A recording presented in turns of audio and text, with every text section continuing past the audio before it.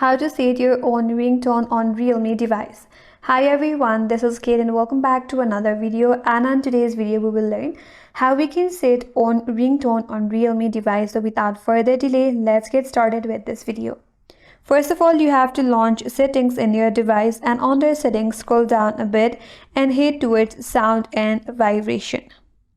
Under sound and vibration, you have to select the SIM.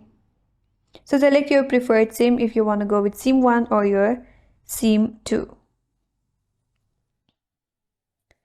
Once you're here, you have to scroll all the way to the down or bottom. They will have an option to add a ringtone. Tap on it.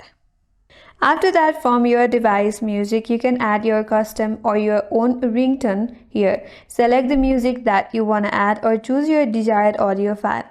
Once you have selected your audio,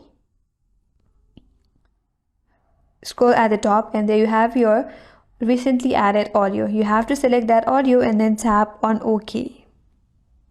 And with that, your selected audio will be set as your new ringtone.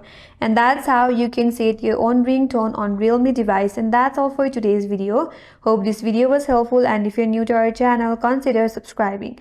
Thanks for watching and stay tuned for more videos.